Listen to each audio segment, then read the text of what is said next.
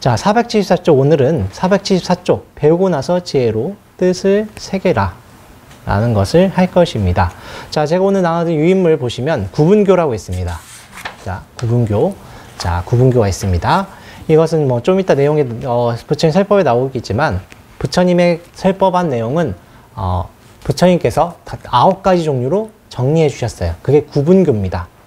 첫 번째는 자, 제가 보면서 설명할게요. 보세요.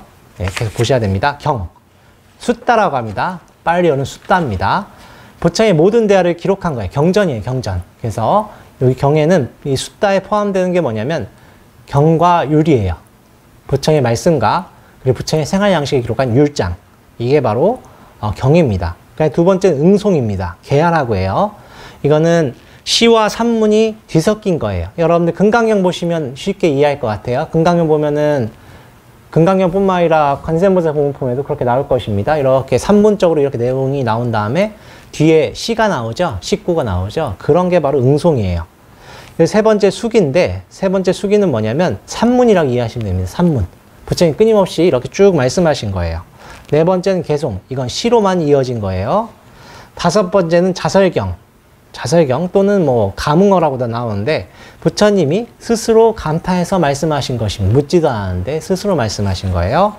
여섯 번째는 여시여. 부처님 이와 같이 나는 들었다. 이와 같이 말씀하셨다. 이와 같이 말씀되어졌다. 이런 게 바로 부처님이 말씀하신 그대로 썼다고 해서 여시여라고 합니다. 이와 같이 하셨다. 이와 같이 하셨다. 일곱 번째는 전생담. 자탁가입니다. 부처님 본인 전생을 얘기하신 거예요. 그리고 여덟 번째는 미중유법. 놀랍고 경이로운 법에 대한 이야기인데 이게 뭐냐면 부처님이 뭐 아난다 존자님 칭찬합니다. 어떻게 칭찬하냐면 아난다에게는 아주 놀라운 특성이 있다라고 하는데 그게 뭐냐면 아난다는 비구가 아난다를 보면 모두 즐거워한다. 비구니가 아난다를 보면 즐거워한다. 뭐 이런 식으로 해서 청신사 청신야까지 해서 네 가지 장점을 말씀하시는데 그게 바로 미중유법입니다. 이런 놀라운 일이 있다. 아홉 번째는 교리문답. 부처님과 제자들이 이렇게 문답을 하죠. 그게 바로 아홉 번째 문답입니다. 이게 바로 9가지 부처님의 설법하시는 방식이에요. 자, 이게 모든 경전이 여기서 벗어나지 않습니다. 예, 경전이 여기서 벗어나지 않아요. 자, 오늘날 이제 알라가뚜 빠마경이 뭐냐면 뱀의 비유경입니다. 뱀으로서 비유하셨어요. 자, 한번 읽고 또 제가 설명하겠습니다. 부처님은 제자들에게 이렇게 가르치셨다. 여기에 어떤 어리석은 사람들이 가르침을 배운다. 숫다게야 외야까라나 가타 우다나 이띠우따까 자따까 아프따다마 외달라. 그러나 이런 가르침을 배우고 나서 지혜로 그 뜻을 새기지 않는다.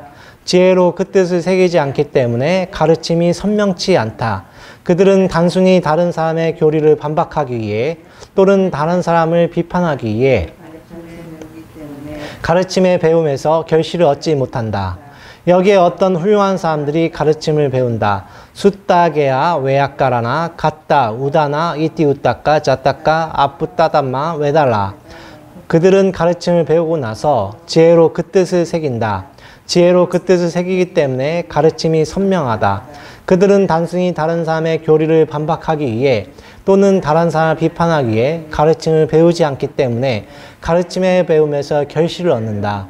바르게 알아들은 이런 가르침들은 그들에게 오랜 세월 동안 행복과 이익을 준다. 무엇 때문인가? 그것은 가르침을 바르게 파악하였기 때문이다. 그러므로 그들이 나의 가르침을 이해한다면 그것을 마음속에 잘 새기고 이해하지 못한다면 나에게 질문하든지 또는 지혜로운 비구들에게 물어야 한다. 자, 이 경전을 왜 뱀의 비유라고 했는가? 여러분들 뱀 보셨죠? 자, 뱀을 잡으려면 어떻게 잡아야 됩니까? 물론 잡기 싫으시겠지만 뱀을 잡을 때는 머리를 잡아야 됩니다. 그죠? 이렇게 긴 지게 막대기처럼 지게 막대기 끝이 어떻습니까? 이렇게 Y자로 갈라져 있죠. 그게 Y자로 갈라진 것을 머리를 누르고 뱀을 싫어하시죠? 다들 안 좋아합니다. 본능적으로 다 싫어합니다. 영장목 원숭이 어린 원숭이한테 뱀 이렇게 긴 걸 보여주면 막대기 때려요. 본능적으로 뱀을 싫어합니다. DNA에 각인이 돼 있어요. 우리는. 왜냐하면 그 쥐가 호수만 봐도 경기를 일으키거든요. 쥐들이 본능적으로 싫어해요. 저희한테 그런 게 있습니다. 뱀을 싫어하십니다만 그 싫어하는 뱀을 어떻게 없앨 것인가, 어떻게 잡을 것인가 저희가 알아야 되죠. 저희 지혜로운 사람이니까. 자, 그런데 뱀을 잡을 때 머리를 먼저 잡아야 됩니다. 그래서 긴 작대기로 머리를 누르고, 그런데 머리를 딱 잡으면 개미 이렇게 감아도 어떻게 할 수가 없어요. 그죠? 아무리 독사라고 해도 이렇게 막 해도 뭐 잡을 수가 없어요. 그런데 뱀을 잡는다고 했는데 꼬리를 잡으면 어떻게 됩니까? 뱀이 머리를 해가지고 물죠.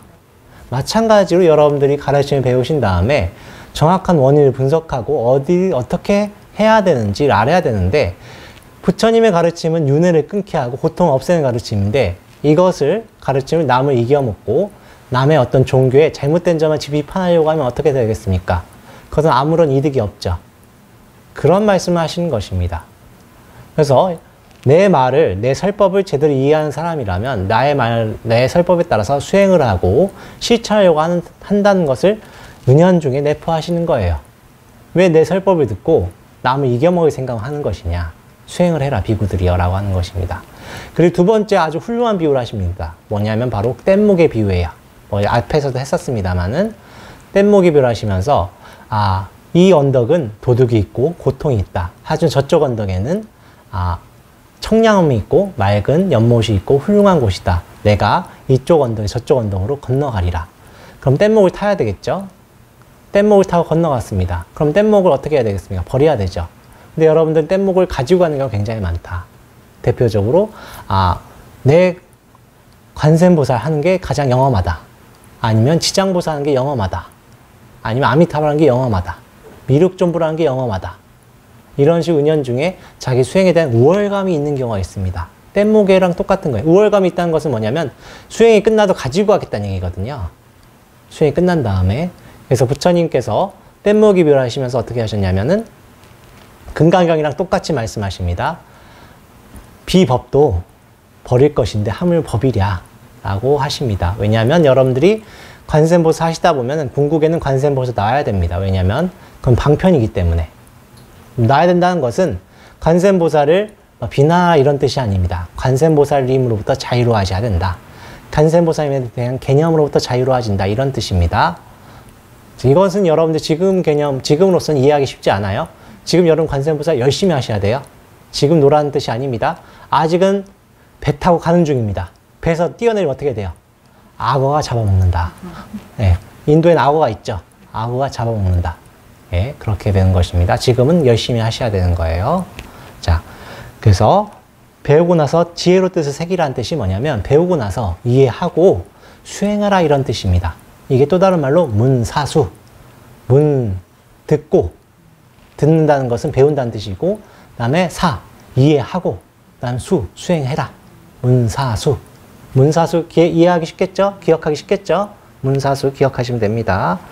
자, 이렇게 하면 그것들이 지혜로운 비구고, 하지만 이것을 남을 이겨먹으려고 하면 그건 지혜롭지 않은 비구다. 라고 하신 것이 바로 뱀의 비유의 경입니다.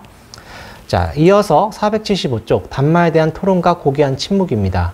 이것은 맞지마니까 26번째 경으로서 성스러움, 그 성스럽다는 뜻이 뭐냐면 열반을 추구한다는 뜻이에요. 불교에서 말하는 성스러움은 무조건 열반을 뜻합니다. 네. 사성제가 뭡니까? 고진멸도죠. 고통, 그리고 고통의 원인, 그리고 고통을 없애는 방법, 그리고 고통을 없애는 결과 이렇게 있겠죠. 그래서 고진멸도가 되는데 그것이 사성제라고 하죠. 사성제. 이 네 가지 성인들의 가르침이라는 뜻이에요. 여기서 성인들은 뭐냐면 열반 성취하신 아라한들 이상인 분들을 말하는 것입니다. 그래서 불교에서 말하는 성이 들어가면은 무조건 열반과 관계된다. 라고 이해하셔야 돼요. 열반과 관계된다. 자, 그래서 여기서도 열반, 그 성스러움 추구한다라는 뜻은 바로 열반을 추구한다. 이렇게 이해하시면 됩니다.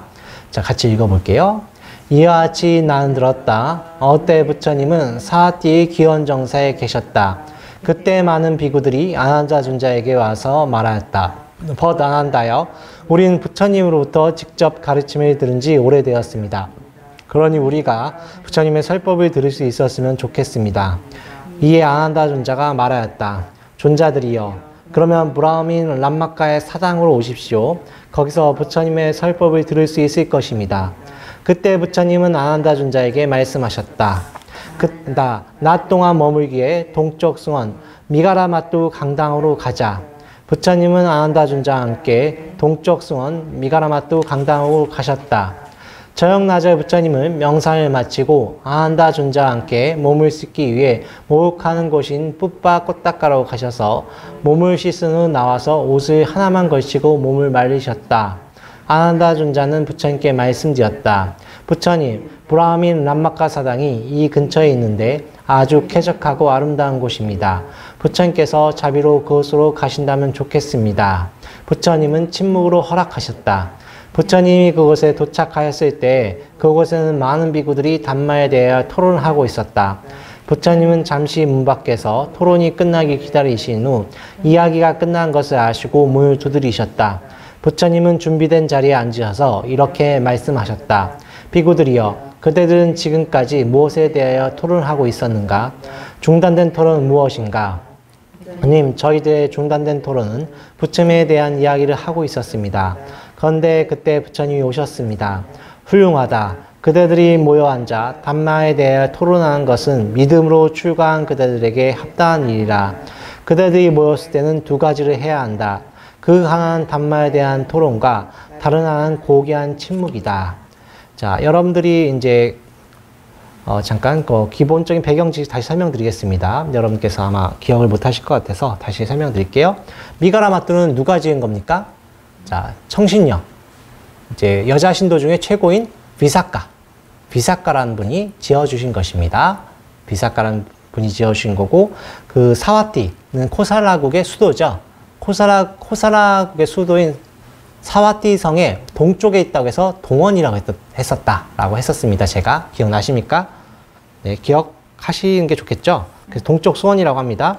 그리고 뿌빠 꽃닦아라고 하는데 뿌빠는 동쪽이라는 뜻이에요. 그래서 동쪽 꽃닦아라고 하신 것입니다. 그래서 부처님도 목욕을 하시고 이제 부처님께서 비구들을 쫓아가는 것입니다.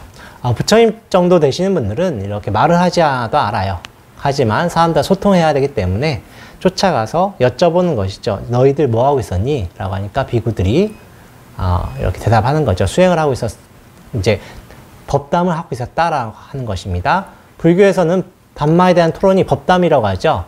수행을 어떻게 해야 되고, 부처의 말씀 이런 말씀인데 이해가 안 되는데 어떻게 해야 개념이 잘 잡히는지 서로 주고받고 하는 것입니다.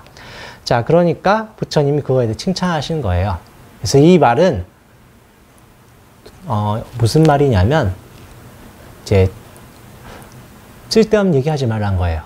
세상이 어떻게 돌아가고 정치가 어떠니 집값이 어떠니 이런 얘기하지 말고 수행 똑바로 하라는 얘기합니다. 부처님께서.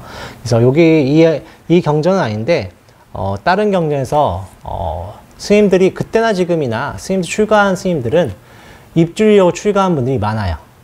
그때는 지금은 그렇지 않은데 70년대까지만 해도 그랬지 않습니까? 가족이 너무 많으니까 출가를 한 명은 의무적으로 시킨 경우가 있었잖아요. 그러면 자기 뜻으로 출가한 게 아니죠. 진리가 뭔지 알고 출가한 게 아니잖아요. 어린 나이에. 그럼 어떻게 되냐면은 세속에 관심이 너무 많게 되겠죠. 그래서 스님들이 이렇게 승원을 비사카 보살님께서 아주 크게 잘 지어줬는데도 쓸데없는 얘기를 하고 놀고 있으니까 목련 존자, 목가라 존자님께서 발가락 하나로 지진을 일으킵니다. 엄지발가락 딱 튕기는 순간 흔들려 버려요. 승원이.